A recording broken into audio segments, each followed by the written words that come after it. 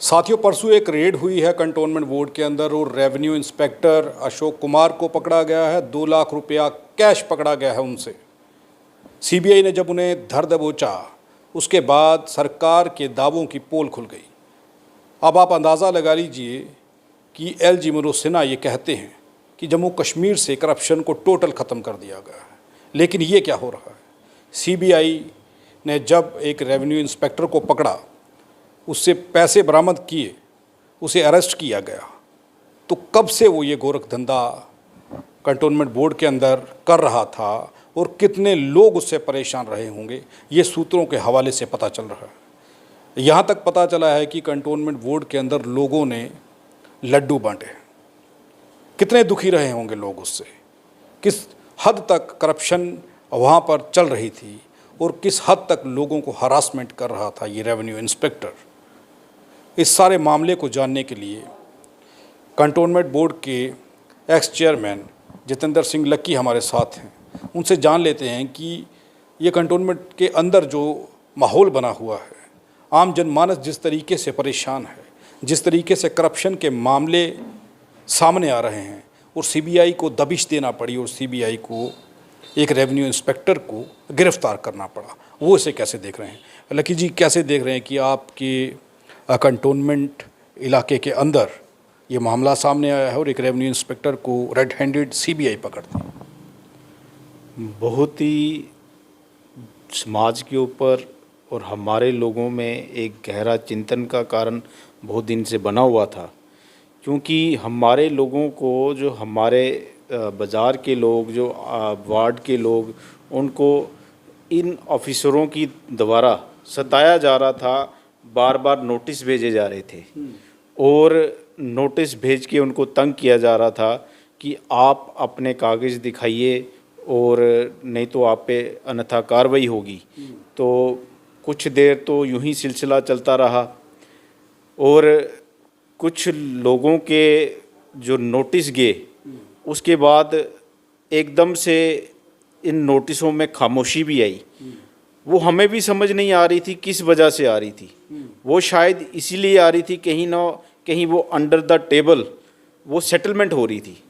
और ये मैं आपको यकीन मानिए, ये एक बात बताना चाहूँगा, और ये जब तक बोर्ड था, एक प्रॉपर बोर्ड था, बोर्ड जब तक रहा तब तक इस किस्म की लोगों को कभी कोई परेशानी नहीं आई और लोगों की बराबर सुनवाई होती थी और बराबर जो जिस मैनर में काम होना चाहिए उस मैनर में काम होता था।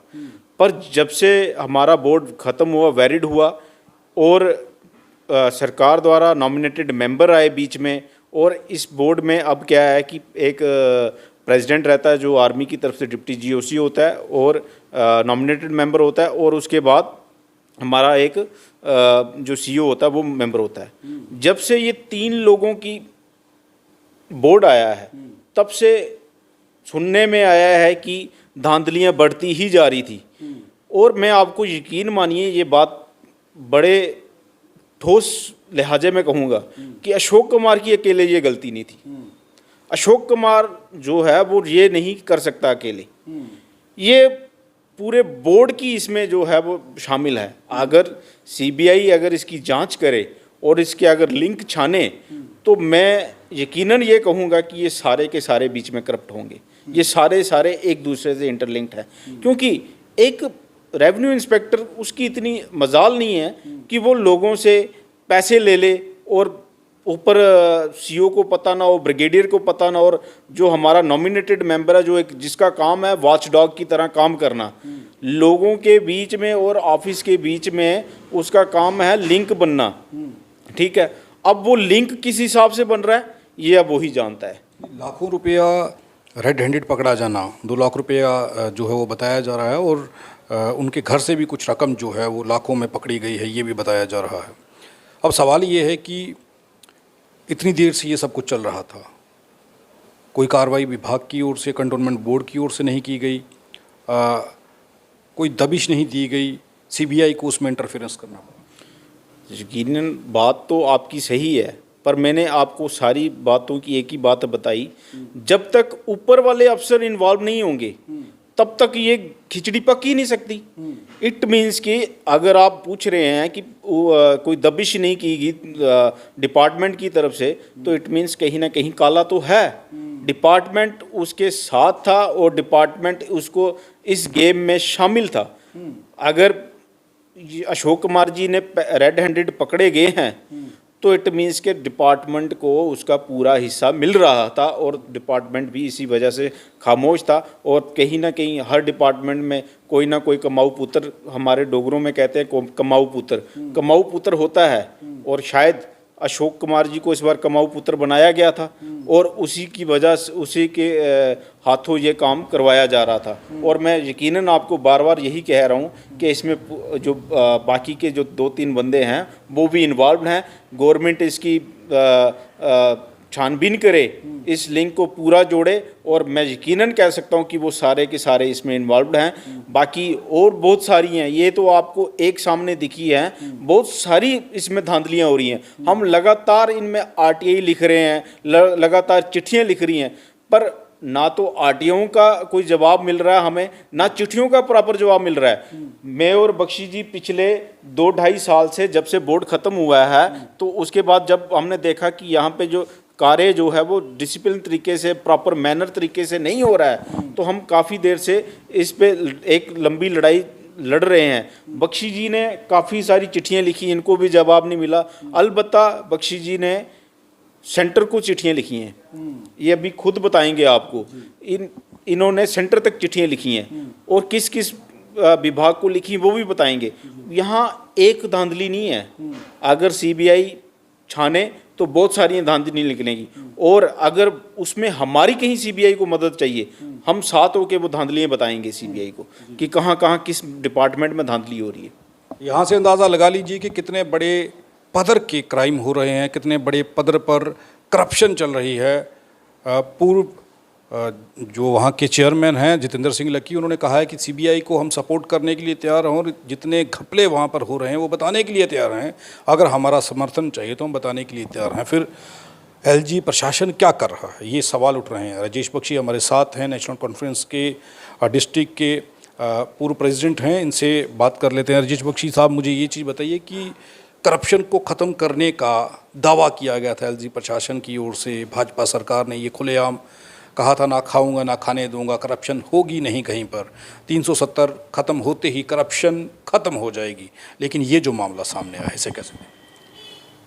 देखिए, सबसे पहले तो हम खुद शर्मसार हैं कि कंटोनमेंट बोर्ड का आज पूरे जम्मू में, पूरे इंडिया में, खासकर जो जम्मू कंटोनमेंट का नाम बदनाम हुआ, कहीं ना कहीं हम भी उसमें महसूस करते हैं कि क्योंकि हम भी उसके पार्ट एंड पार्सल है, हम यहाँ के रहने वाले हैं।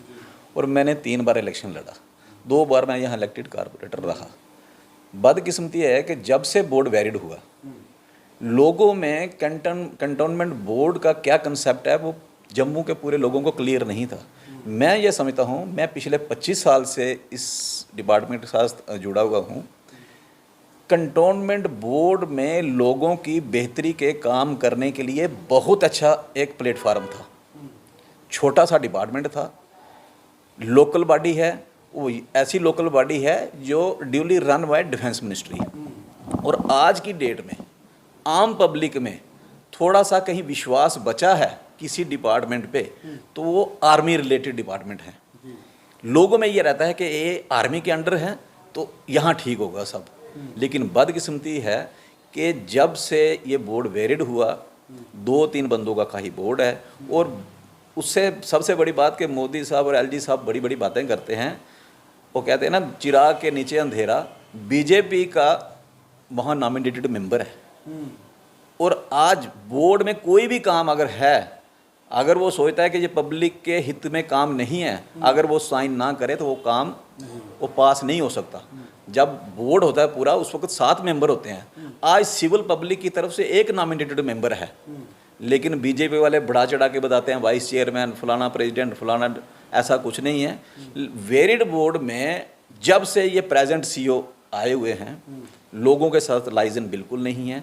कोई मिलने जाए 12-1 बजे से पहले तो ये दफ्तर ही नहीं आते, और 4 बजे के बाद जो हमें पता चलता है कि 4 बजे के बाद वहाँ सही बाजार सजता है कंटोनमेंट के अंदर, क्योंकि बाहर गेट में आर्मी वाले किसी को अंदर जाने नहीं देते।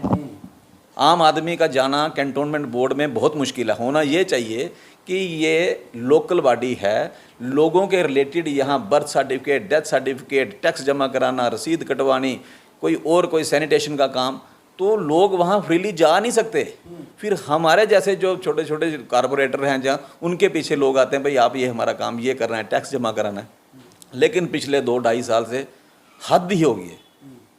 जहाँ तक सतवारी बाज़ार की बात है, 200 के लगभग हमारी दुकानें हैं कंटोनमेंट बोर्ड की। नो डाउट वो दुकानें जब लाट हुई थी, हो सकता है 2-3 जगह वो दुकानें बिकी भी हों, लेकिन एडमिनिस्ट्रेशन की गलती ये रही कि उन लोगों के साथ आज तक एग्रीमेंट नहीं हुए। मैं भी 2 बार कारपोरेटर रहा, हमने भी बड़ी कोशिश की।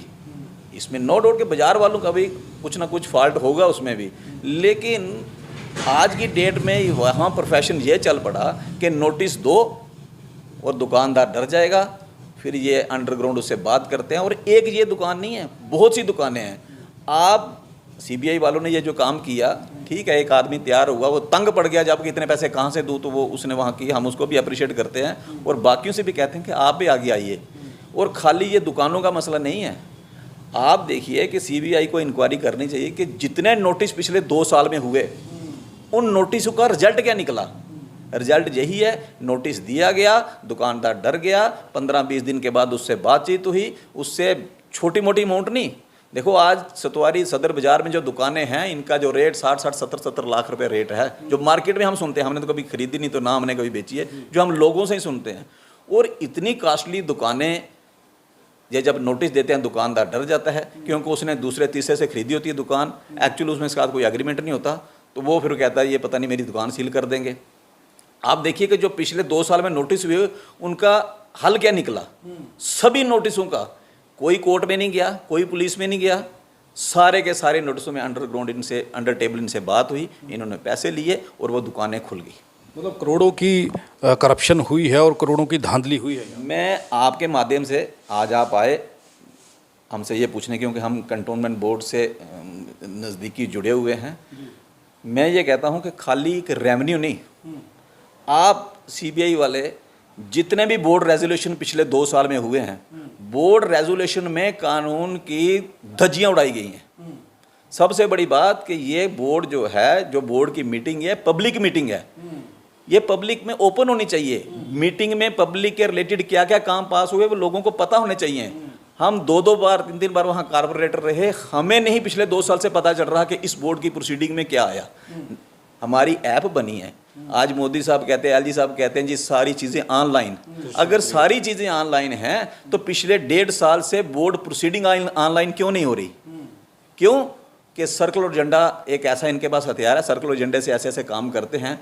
मैं आपको ये बताऊं कि अगर स्टोर की इंक्वायरी करें पिछले 2-3 साल की, ज़्यादा पीछे ना जाएं, स्टोर में जो परचेजिंग है वो कोई कानून नहीं देखा गया, कोई इनके पास डिटेल नहीं है, कितना सामान आया, कितना बेचा, कितना लगा, कितना डैमेज आया, कितना वापस आया।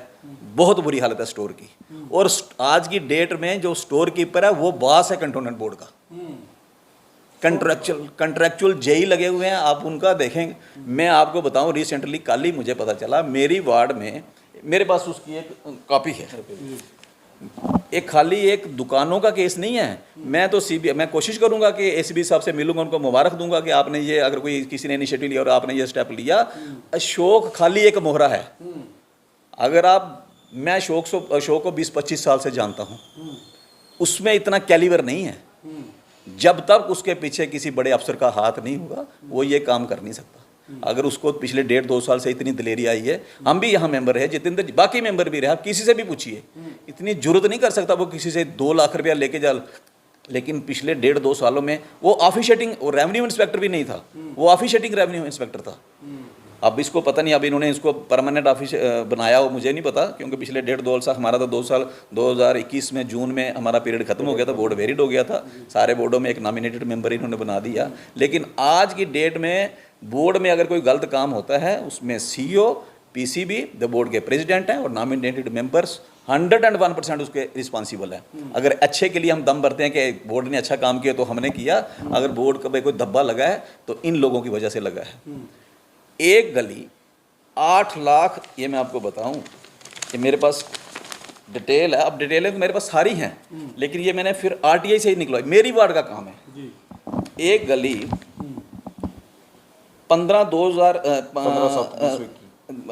2021 में 7वें महीने में वो गली रोड का काम था, एयरपोर्ट के सामने कर्नल कॉलोनी है, वो रोड का काम था। वो हमने, मैं उस वक्त मेंबर था, वो हमने काम पास करवाया और उसकी कंप्लीशन जो हुई वो 2021 के 7वें महीने में 15 तारीख को इन्होंने जो रिपोर्ट दी कि काम कंप्लीट हो गया। 21 को 7वां महीना हो गया जुलाई। अगर वो जुलाई में कंप्लीट हुआ काम और उसकी पेमेंट 10वें महीने में दे रहे हैं, 2021 के 10वें महीने में 8,12,616 रुपये, ये है, ये आरटीआई जवाब है। ये देखिए 8 लाख, थोड़ा पैसे ये 8,12,616 रुपये, ये 2021 के 10वें महीने में कंट्रैक्टर को पेमेंट हुई। ये मेरे पास उसके एस्टिमेट की कॉपी है। 10वें महीने, इसका मतलब कि अक्टूबर में पेमेंट हुई उसकी, नवंबर, दिसंबर, जनवरी महीना बीता, 3 महीने में उस गली की कंडीशन ख़राब होगी, जो बिटुमिन थी वो उखड़ना शुरू होगी। जनवरी में मैंने एक लेटर लिखा, कंप्लेन की कि अभी 6 महीने 4 महीने हुए गली बने हुए, ये गली सारी उखड़ गई है। तो सीओ साहब ने मुझे बुलाया, मैं गया वहाँ पे, रिटर्न में मेरी कंप्लेन है, मेरे पास रसीद है उसकी। इन्होंने कहा कि उसको दोबारा रिपेयर करेगा सीओ, 3 साल तक ठेकेदार ने ये रिपेयर करनी है। और गली, उनका अभी सर्दियों का सीज़न है, जब गर्मियाँ आएंगी तो इसको रिपेयर करेंगे। मई जून में वो रिपेयर हुई, बहुत अच्छे तरीके से रिपेयर हुई। मुझे खुद लोगों ने कहा कि अब सही तरीके से गली बनी है। अब माने कि 2022 साल भी नहीं बीता, जून होगा, मई जून में वो गली पूरी की पूरी उन्होंने, ठेकेदार ने शायद 1.5 लाख रुपये खर्चा होगा, फिर बिटुमिन डाल दी। 2022 की बात है, जून महीने में। आज 2023 है। अब 2023 में मुझे एक दिन पता चलता है कि जेसीबी लगा के वो पूरी की पूरी 8,12,616 रुपये की गली पूरी उखाड़ी गई। उखाड़ने के बाद उस पर टाइलें लगाई गई। अब मुझे बताइए, जो हमारे यहाँ सारे काम अलग अलग होते हैं, जो हेड हैं हमारे D1, D2, D3 ऐसे हेड हैं, ऐसे बिटुमिन के काम का भी एक हेड है। कंटोनमेंट में बहुत कम गलियां हैं जो जिन पे बिटुमिन डलती है, क्योंकि हम रोलर नहीं जाता। ये एक गली थी जहाँ रोलर जाता था, बहुत बड़ी पाश कॉलोनी है हमारी, वो अच्छी सड़क बनी हुई थी। आज इन्होंने, अब हमें बताते नहीं है कि कितने की गली, अब पता नहीं 10 लाख की सैंक्शन की, 15 लाख की सैंक्शन की, जेसीबी लगा के पूरी गली उखाड़ी। 1 साल के बाद आप उसके ऊपर 10 लाख रुपये और खर्च कर रहे हो, टाइलें लगा रहे हो, और पूरे कंटोनमेंट अगर आप घूम के देखो तो बुरी हालत है। दूसरा नंबर, आज मैं एक जेई से भी बात कर रहा था, हमारे यहाँ एक हेड है D1 और एक D2। हमारे कंटोनमेंट जितने भी डेवलपमेंट के काम होते हैं वो D2 हेड में होते हैं। D2 हेड जो है वो रिपेयर का हेड है। अगर कोई गली हम बनाते हैं उसको रिपेयर में डाल देंगे, रिपेयर की गई।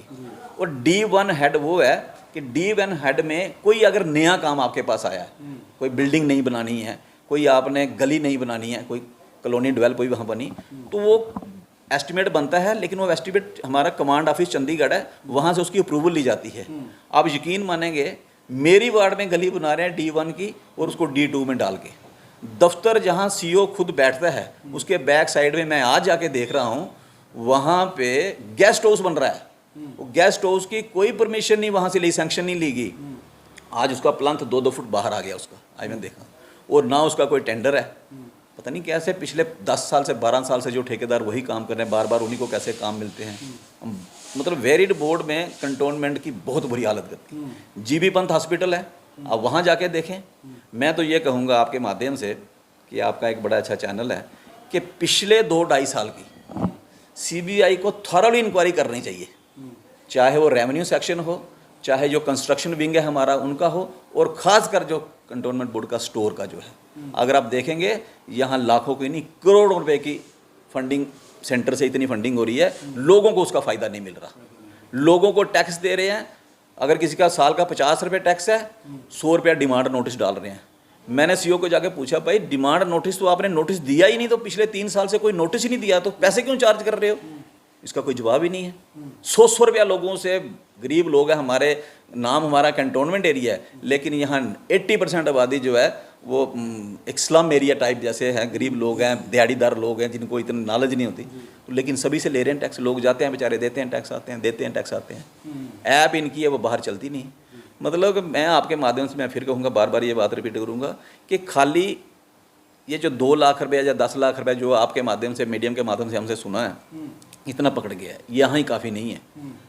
जितने रेजोल्यूशन हुए उनकी इंक्वायरी की जाए, जितने स्टोर में परचेज हुई उसकी इंक्वायरी की जाए। जिस आज आप अगर देखें 6 गाड़ियाँ वहाँ खड़ी हैं मोबाइल टॉयलेट, पिछले 5-7 साल से हमारे टाइम में खरीदी गई, बिना किसी कोई हमने उनकी डिमांड नहीं दी। आज उन्होंने जंग लग रहा है वहाँ खड़ी हुई, किसने खरीदी, क्यों खरीदी, किस लिए खरीदी, किसकी डिमांड पे खरीदी, कोई पूछने वाला नहीं। वो सारी की सारी खड़ी, सारी की सारी की जंग लग गई, क्योंकि कंटोनमेंट एरिया में कोई ऐसी गली नहीं है जहाँ वो गाड़ी खड़ी हो सके। एक आधी जगह अब इन्होंने खड़ी की होगी, मुझे पता नहीं। वो इतना पैसा वहाँ उन्होंने तबाह किया, वेस्ट किया। सबसे बड़ी लोगों बात का है, टैक्स का पैसा है। मैं ये कहता हूँ कि लोग अपने खून पसीने की कमाई टैक्स पे करते हैं और ऐसे ऑफिसर आके यहाँ मिसयूज़ करते हैं। आप सीओ रेजिडेंस का देखो, अगर पिछले 10 साल का रिकॉर्ड निकालोगे, मुझे लगता है कि सीओ रेजिडेंस पे 1 करोड़ से ऊपर पैसा लग गया होगा। अगर आप देखोगे कि इतना पैसा वहाँ खर्च होता है, लेकिन उसका कोई ऑडिट नहीं, कौन पूछता है, कोई आरटीआई दो उसका जवाब नहीं देते, कंप्लेन करो उस पर कोई एक्शन नहीं होता। आज अगर ये मुद्दा सामने आया है, ये चीज़ एक सामने आई है, तो मैं तो आपके माध्यम से रिक्वेस्ट करूंगा कि पूरी इंक्वायरी होनी चाहिए। सबकी जितने विंग हैं कंटोन, छोटा सा कंटोनमेंट बोर्ड है, 7 वार्डे हैं, पूरी इंक्वायरी हो, कहाँ कहाँ से पैसे, क्या क्या काम, जितने भी काम हुए हैं सब घपले के काम हुए हैं। देखिए करप्शन की जहाँ तक बात है, क्या क्या चीज़ आपको बताएं। वो बुजुर्गों ने कहा होगा ना, कपड़ा उठाओ तो अपना ही पेट नंगा होता है। हम इस इंस्टीट्यूशन के इसके पार्ट एंड पार्सल थे, लेकिन आज हम दुखी होकर कह रहे हैं, GB Pant hospital prime location में है। पिछले 15-20 साल से हम बार बार ये कोशिश कर रहे हैं कि ये हॉस्पिटल स्टेट गवर्नमेंट के हवाले हो। कंटोनमेंट बोर्ड के बस की बात नहीं हॉस्पिटल चलाना। जब जब हम बातें ये चलाते हैं, ये कभी टाइलें लगाना शुरू कर देते हैं, कभी वहाँ 12-12 लाख के 11-11 लाख के जेनसेट लगाना शुरू कर देते हैं, कभी वहाँ ट्यूबवेल लगाना शुरू कर देते हैं। मैं तो ये कहूँगा कि इस सीईओ के टाइम जितनी भी अपॉइंटमेंट्स हुई हैं, चाहे वो परमानेंट हैं चाहे वो दूसरी हैं, उस सब की इंक्वायरी होनी चाहिए। कोई फेयर अपॉइंटमेंट यहाँ नहीं हुई। ये तो हमने कोशिश की, तो नहीं तो ये तो 15-20 और अपॉइंटमेंट करने वाले थे, लेकिन वो यूनियन की तरफ से भी और भी लेटर लिखे, वो सारे हमारे पास रिकॉर्ड है। तो सेंटर ने फिर शायद जो हमारा हेड ऑफ डिपार्टमेंट, जो हमारे डीजी हैं, शायद उन्होंने उसको रोका, क्योंकि पैसा है नहीं। जो कंट्रेक्चुअल एम्प्लॉई हैं उनको टाइम पे तनख्वाह नहीं मिल रही, जो हमारे सफाई कर्मचारी हैं उनको यूनिफॉर्म नहीं मिल रही। हमारे टाइम उनको साइकिल दिए गए, आज उनके साइकिल के रिपेयर क्या, साइकिल भी ख़त्म हो गए हैं, लेकिन उनकी तरफ कोई नहीं देख रहा। वो कंटोनमेंट का वास आज की डेट में एक स्टोर कीपर बना, वो जैसा कहेगा वही होगा। मैं तो आपके माध्यम से फिर कहूँगा कि पूरी इंक्वायरी हो, जीबी पंत हॉस्पिटल की भी हो, और जितनी जितनी वहाँ, चाहे वो जेनसेट लग रहा है, चाहे वो, क्योंकि आरटीआई में तो इन्होंने जवाब दे नहीं रहे, तो ये सारी चीज़ें इंक्वायरी हो कि जो सेंटर का पैसा यहाँ आ रहा है, मोदी जी पैसा भेज रहे हैं, लेकिन वो चेक किसने करना है कि जिन लोगों की बेहतरी के लिए वो काम यहाँ पैसा भेज रहे हैं वो लग भी रहा है, वो इन चीज़ों पे खर्च कर रहे हैं। कभी ये मोबाइल टॉयलेट खरीद लेते हैं, कभी वहाँ 100 kV का जेनसेट लगाते हैं, वो जेनसेट जिसका मार्केट में 8,60,000 रुपये रेट है और ये 11 लाख रुपये का लगा रहे हैं। कंप्लेन करो, कोई पूछने वाला नहीं। और सीबीआई से ये है रिक्वेस्ट है कि हमारी जहाँ ज़रूरत होगी हम वहाँ पूरा आपको सपोर्ट करने के लिए, पूरे डॉक्यूमेंट देने के लिए तैयार हैं। ये पूरी इंक्वायरी की जाए कि पिछले 2 साल में कितना पैसा आया, कहाँ कहाँ वो पैसा खर्च किया गया, और उस पर घपला कितना, वो सामने आ जाएगा। इलीगल काम सारे सामने आ जाएंगे, बिल्कुल फेयर हो जाएगा। ये कि पता चल जाएगा भाई यहाँ यहाँ इन्होंने करप्शन किया। लोगों की बेहतरी का कोई काम आज तक इन्होंने किया नहीं है। एक बड़ा दावा हुआ है कि बड़े तौर पर करप्शन हुई है। जो खुलासे राजेश बख्शी जी ने किए हैं, जितेंद्र सिंह लकी जी ने किए हैं, वो खुलासे देखने के बाद लग रहा है कि अब एक बड़े पद्धर की इंक्वायरी की ज़रूरत है। क्या कहते हैं? मैं आपको बता दूं, जहां बख्शी जी ने बताया कि 8 लाख की एक गली जो कुछ देर पहले पिछले साल बनी, उसके बाद रिपेयर हुई, उसके बाद अब उस पर टाइल का काम लग रहा है, ये सारा का सारा एक नॉमिनेटेड मेंबर के कहने पे हो रहा है। क्योंकि उसकी मंशा थी कि उसकी वाइफ जो है वो 2 नंबर वार्ड से कंटेस्ट करे, और वो खुद वो 7 नंबर वार्ड से कंटेस्ट करे जहाँ से वो करता आ रहा है। और मैं आपको बता दूं कि पिछले 2 साल से जब से वो नॉमिनेटेड मेंबर बैठा हुआ है, तब से किसी और वार्ड में कोई भी काम नहीं हुआ है। जिसका उदाहरण मैं आपको अपने द्वारा लिखे हुए लेटर उनका बता देता हूँ। मैंने ये लेटर अभी थोड़े ही दिन 8/9/2023 को लिखा, जिसमें आप क्लियर बता सकते हैं। मैंने उसमें लिखा है साफ, I have also written many letters to you ठीक है। मैंने सीईओ साहब को रिक्वेस्ट की, मैंने आपको पहले भी लेटर लिखे हैं और उन लेटरों पे अभी तक कोई कार्रवाई नहीं हो रही। मेरी जो वार्ड की गलियां नालियां हैं वो टूटती जा रही हैं, उनकी अवस्था है जो अभी बिल्कुल चरमरा गई है, खस्ता हालत हो चुकी है। तो आप इस पे प्लीज़ कोई एक्शन लीजिए। पर वहाँ से अभी तक कोई जवाब नहीं, कोई एक्शन नहीं। काफ़ी सारी जो गलियां हैं वो मैंने बोला है बनाने के लिए, अभी तक उन्होंने कुछ नहीं बनाई, ठीक है। उसके विपरीत क्या कर रहे हैं ये, जो 7 नंबर है और 2 नंबर है, ठीक है, जहाँ उसका दबदबा है और जहाँ वो चाहता है कंटेस्ट करना, वहाँ पे वो काम करवा रहा है, ठीक है। बाकी कहीं काम नहीं हो रहा है, इल्लीगल, वो भी इल्लीगल, टोटली इल्लीगल काम। इसके अलावा देखो कि जो जैसे कि इसमें कहीं हमें जब हम लाइटें मांगते हैं तो हमें दी नहीं जा रही, यहाँ वो जब लाइटें मांग रहा है दी जा रही हैं। आप इन चीज़ों से समझिए कि एक मेंबर जो वॉच डॉग की तरह है, जो चाहे कि पब्लिक के काम करवाने हैं या नहीं करवाने हैं, अपना बेनिफिट कितना लेना है कितना नहीं लेना, वो क्यों चुप बैठा है? वो इसी कारण चुप बैठा है, कहीं ना कहीं उसका अपना लालच था और उसने बोला, सोचा होगा कि चलो ठीक है, इनकी जो धांधलियाँ ये भी चलती रही, मेरे को भी कुछ आ रहा है तो मेरे काम भी हो रहे हैं, मेरे को क्या ज़रूरत है बोलने की। इन सब पे कार्रवाई करना बहुत ज़रूरी है। अगर सीबीआई हमें कहे कहीं भी, हम चलने को तैयार हैं, हम बताने के लिए तैयार हैं कहाँ कहाँ इन्होंने धांधली की हैं, किस किस डिपार्टमेंट में। 3-4 तो डिपार्टमेंट हैं सारे, 3-4 डिपार्टमेंट जो हैं धांधलियाँ कर रहे हैं, वो हमें पता है सारा। आप अंदाज़ा लगाइए कि जम्मू कश्मीर के एलजी प्रशासन के दावों की पोल कैसे खुल रही है। करप्शन को ख़त्म करने के दावे किए गए थे, लेकिन करप्शन ही करप्शन नज़र आ रही है। कंटोनमेंट बोर्ड के अंदर की जो तस्वीरें आपने 2-3 दिन पहले सीबीआई रेड की देखी, वो तस्वीरें महज शुरुआत हैं। उसके बाद जो बातें आज पता चली हैं, उन बातों से ये समझ लग रहा है कि कंटोनमेंट बोर्ड के अंदर कितने बड़े पदर पर धांधली हो रही है, करप्शन को बढ़ावा मिल रहा है। इसे रोकने का प्रयास करने की बजाय इस करप्शन को बढ़ता हुआ देख रहे हैं एलजी प्रशासन के लोग और एलजी प्रशासन। अगर अब भी कार्रवाई नहीं हुई तो फिर करप्शन किस हद तक जाएगी, ये देखकर आप लोगों को समझ आ जाएगा कि जम्मू कश्मीर के हालात क्या हो रहे हैं।